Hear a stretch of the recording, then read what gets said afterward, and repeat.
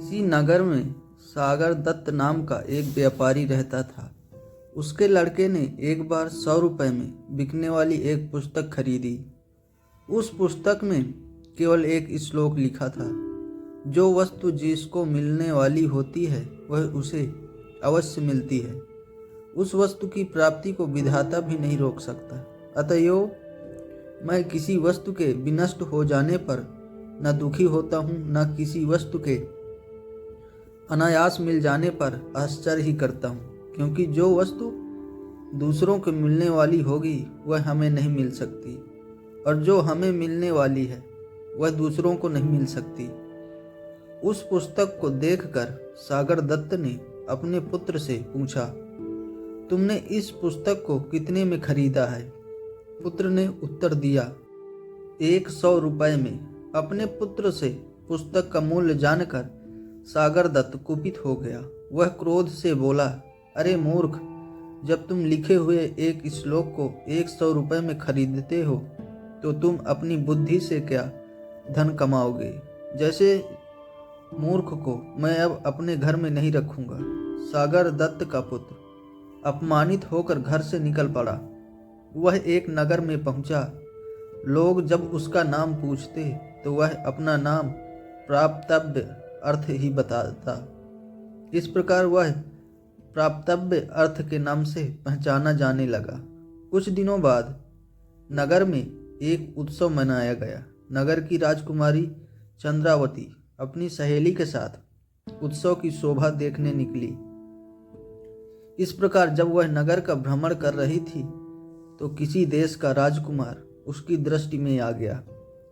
वह उस पर मुग्ध हो गई और अपनी सहेली से बोली, सखी, जिस प्रकार भी हो सके इस राजकुमार से मेरा समागम कराने का प्रयास करो।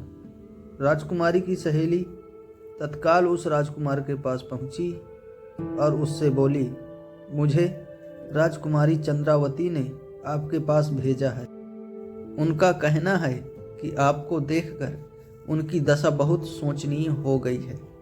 आप तुरंत उनके पास न गए तो मरने के अतिरिक्त उनके लिए अन्य कोई मार्ग नहीं रह जाएगा। इस पर उस राजपुत्र ने कहा, यदि ऐसा है तो बताओ मैं उनके पास किस समय और किस प्रकार पहुंच सकता हूं। राजकुमारी की सहेली बोली, रात्रि के समय उसके शयन कक्ष में चमड़े की एक मजबूत रस्सी लटकी हुई मिलेगी। आप उस पर चढ़कर राजकुमारी के कक्ष में पहुंच जाना। इतना बताकर राजकुमारी की सहेली तो वापस लौट गई और राजकुमार रात्रि के आगमन की प्रतीक्षा करने लगा। किंतु रात हो जाने पर कुछ सोचकर उस राजपुत्र ने राजकुमारी के कक्ष में जाना एकाएक स्थगित कर दिया। संयोग की बात कि व्यापारी का पुत्र प्राप्तव्य अर्थ उधर से ही निकल रहा था। उसने रस्सी लटकी देखी तो वह उस पर चढ़कर राजकुमारी के कक्ष में पहुंच गया। राजपुत्री ने भी उसको राजकुमार समझकर उसका खूब स्वागत सत्कार किया, उसको स्वादिष्ट भोजन खिलाया और अपनी सैया पर उसे लिटाकर स्वयं भी लेट गई।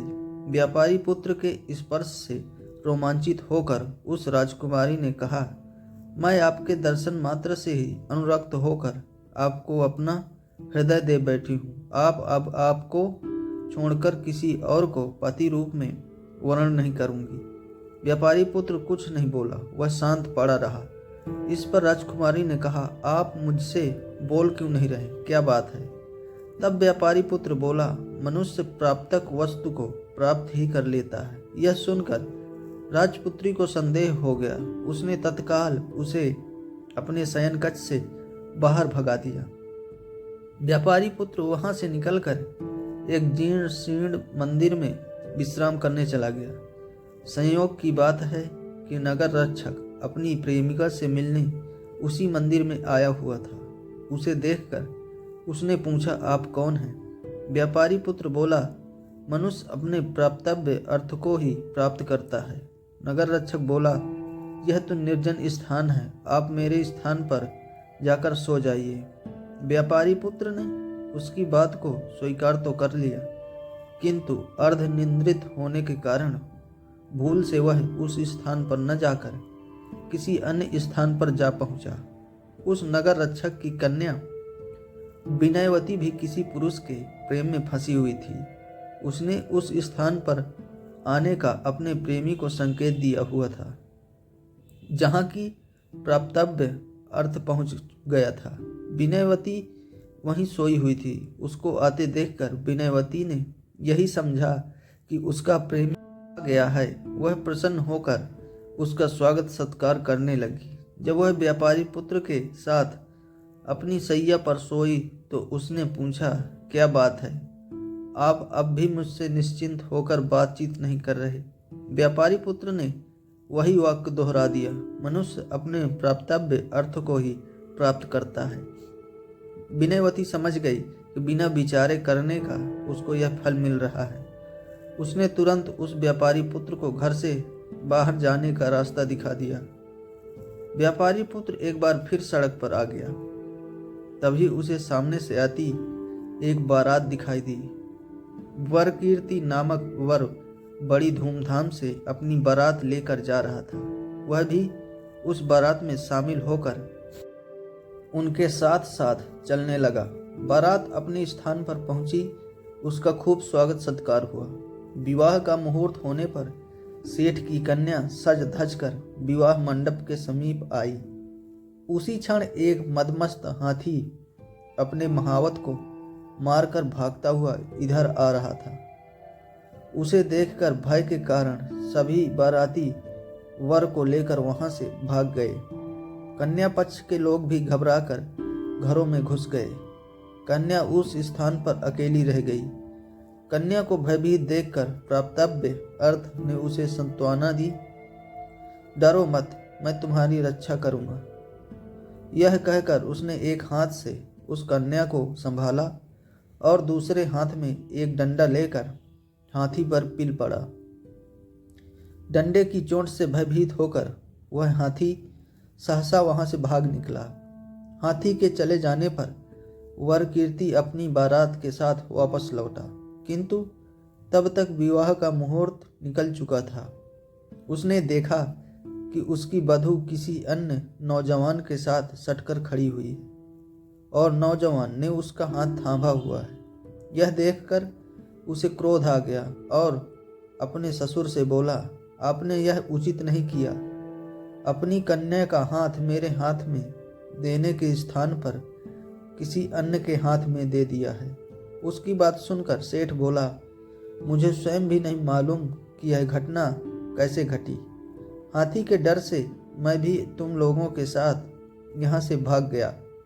अभी अभी वापस लौटा हूँ। सेठ की बेटी बोली, पिताजी, इन्होंने ही मुझे मृत्यु से बचाया है, अतः अब मैं इनको छोड़कर किसी अन्य के साथ विवाह नहीं करूँगा। इस प्रकार विवाद बढ़ गया और रात्रि भी समाप्त हो गई। प्रातःकाल वहाँ भीड़ इकट्ठी हो गई। राजकुमारी भी वहाँ पहुँच गई थी। विनयवती ने सुना तो वह भी तमाशा देखने जा पहुँची। स्वयं राजा भी इस विवाद की बात सुनकर वहाँ चला आया। उसने व्यापारी पुत्र से कहा, युवक, तुम निश्चिंत होकर सारी घटना का विवरण मुझे सुनाओ। व्यापारी पुत्र ने उत्तर में यही कहा, मनुष्य प्राप्तव्य अर्थ को प्राप्त ही करता है। उसकी बात सुनकर राजपुत्री बोली, विधाता भी उसको नहीं रोक सकता। तब विनयवती कहने लगी, इसलिए मैं विगत बात पर पश्चाताप नहीं करती और मुझको उस पर कोई आश्चर्य नहीं होता। यह सुनकर विवाह मंडप में आई सेठ की कन्या बोली, जो वस्तु मेरी है वह दूसरों को नहीं हो सकती।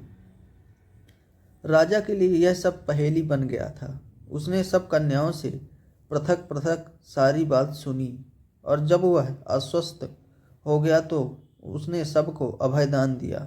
उसने अपनी कन्या को संपूर्ण अलंकारों से युक्त करके 1000 ग्रामों के साथ अत्यंत आदरपूर्वक प्राप्तव्य अर्थ को समर्पित कर दिया। इतना ही नहीं, उसने अपना पुत्र भी मान लिया। इस प्रकार उसने उस व्यापारी पुत्र को युवराज पद पर प्रतिष्ठित कर दिया। नगर रक्षक ने भी उसी प्रकार अपनी कन्या विनयवती उस व्यापारी पुत्र को सौंप दी। तीनों कन्याओं से विवाह कर व्यापारी पुत्र आनंद पूर्वक राजमहल में रहने लगा। बाद में उसने अपने समस्त परिवार को भी वहां बुला लिया। तभी तो कहते हैं दाने दाने पर लिखा है खाने वाले का नाम। दोस्तों, आपको स्टोरी कैसी लगी कमेंट में ज़रूर बताएं।